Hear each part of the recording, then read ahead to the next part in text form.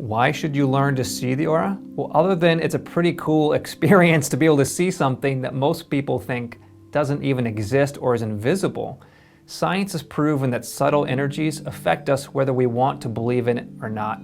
Energy is everywhere. Good energy, bad energy. And if you can tune into energy and see it like the aura, then you can affect how this energy impacts you in your life. So here we go. Here's how to see the aura, and here's how to see it on someone else. What you want to do is ask them to stand about 10 feet away, and they should stand on something like what I have, which is a plain white or a plain black background. And basically what you want is you just want something without any patterns, because that's going to make it harder to see the actual aura. Next, look at the person's nose right about here, and you want to look with a relaxed gaze. That means you don't want to stare. Don't look at the nose, because the nose isn't the aura. What you want to do is you want to stare at the nose, and then with the relaxed gaze, use your peripheral vision. The peripheral vision basically means looking out of the corner of your eyes.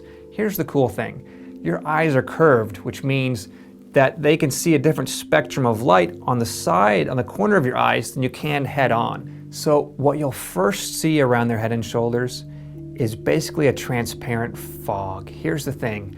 The aura, when you first see it, appears very transparent. Have you ever gone out on a hot day and you're looking at a car or a sidewalk and you'll see those heat waves kind of like shimmering? That's what it'll look like, but it's just going to be barely just an inch to maybe half an inch just off their shoulders and around their head.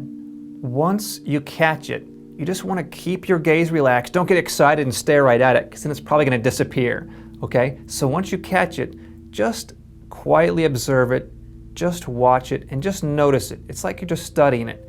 And as you begin to study it, that's when the aura is going to start to grow brighter and to come more into focus.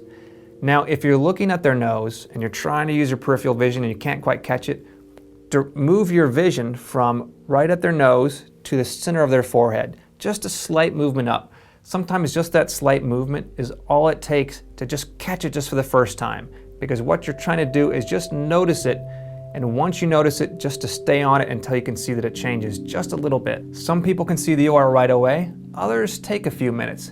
Don't be discouraged, anybody can see it. Now this is probably something that for sure is going to happen. At some point, you're going to be seeing the aura, you're going to be practicing with it, and you're going to blink. And when you blink, it's going to completely disappear.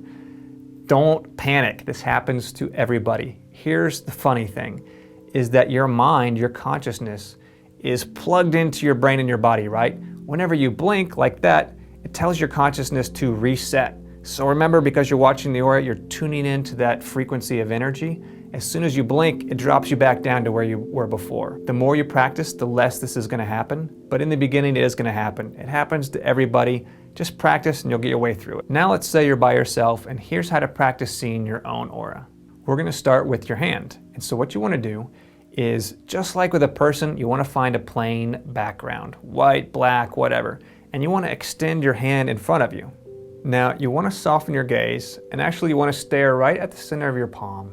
Kind of like you're looking at the person's nose. So you're looking at it, but in a relaxed way. And you want to look around the edges of your hand and your fingers. And ever so slowly, you want to start squishing your fingers together and then spreading them apart. And just see if you can notice an outline around your fingers. Just squish them together and then spread them apart. And if you squish your fingers together, then just start moving your hand like you're waving at yourself, just kind of slowly side to side. And it's the same thing, just like with a person, is you're just trying to notice that faint outline first.